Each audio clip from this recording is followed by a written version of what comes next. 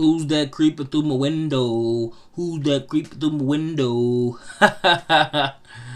Hey, what's up, y'all? It's your boy, For Real B. O'Neal, coming to you live. Just wanted to share a quick nugget with you. I hope you like my little onesie that I got for Halloween. It's real comfortable, especially I'm in Indiana, so weather's starting to drop, so it's pretty comfortable. But anyways, just wanted to share something with you guys on this evening. And I entitled this Grace for Healthy Relationships. One of the greatest gifts that God has given us on this earth is other people. Jesus said the second greatest commandment is to love our neighbor as ourselves. Even though this is one of the greatest commandments, it's often the hardest. Don't you think? I think it is. Every human being possesses a unique personality and view of life. In conflict, there are three different types of ways to respond that we tend to respond with in communication. The first is the avoider. These are the people who tend to run in the opposite direction of conflict. When conflict arises, they don't want to talk about it, face it, or often they deny the significance of it in an effort to avoid the confrontation. The second is the aggressive. These are the people that tend to face conflict head on and may often escalate the situation. These people tend to dominate the conversation or dominate the conflict or dominate the direction of the flow of information. They may intimidate those around them because of the strong opinions they possess. The third type of communicator in conflict is the passive. The passive will have an opinion during the conflict. However, instead of expressing it, they tend to hold it inside. After several conflicts have occurred, the passive will unload all of the things that they've been holding on inside internally, and often leads to a blow up. Have you ever been around someone who it just seems like they're just kind of on edge, and pretty soon they explode?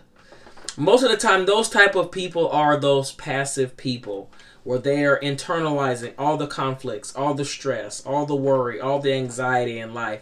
And then at that very moment, just when they reach their boiling point or the tip of the iceberg, they explode. Well, all their emotions and feelings come to a bursting through the seams with contempt. The point of contempt comes from a breaking point that could potentially be even in the relationship. Regardless of which personality you possessed, you must find a way to deal with those around you. Especially those that express their opinions differently than you do. This will help you to produce healthy relationships. So a couple keys, a couple tips that I have, just thinking off the top of my head, because I tend to be more of an aggressive. And so if I'm an aggressive and I'm dealing with more of a passive person, is I have to actually give them time to internalize, process their conflict, process their feelings, then respond. If I'm talking to an avoider, or if I'm in a confrontation with an avoider and I'm a passive person, then both of you will just have miscommunication. And you oftentimes won't communicate verbally, and the relationship will grow more and more distant. And then you'll wake up one day and say, hey, I'm way over here and they're way over there. And how did we get here? And we just grew apart. That's what happens oftentimes in those kind of scenarios. Oftentimes, even in the avoider, and let's say the aggressive, these are the polar opposites as well, because the aggressor keeps attacking, and the avoider is trying to run the opposite direction. So if you can imagine in your head that the avoider is running, and the aggressive is just chasing after him. Look, hey, you come back over here. Hey, listen to me. Hey, turn around, pay attention to me. And so that often happens in that type of relationship. So which relationship do you find yourself in? Are you in a relationship with two aggressive people? Woo! When it's good, it's good. When it's bad, it's bad.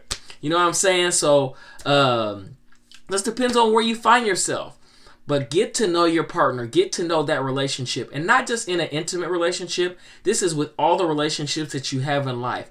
Get to know the personality of the people that you work with, go to school with, associate with, and that will help you to effectively deal with and internalize and process how to effectively communicate with them properly so that that relationship can be healthy, and that the two of you or whoever can get the most out of that relationship to where it's a win-win situation where each of you don't feel drained, no one feels attacked, no one feels devalued.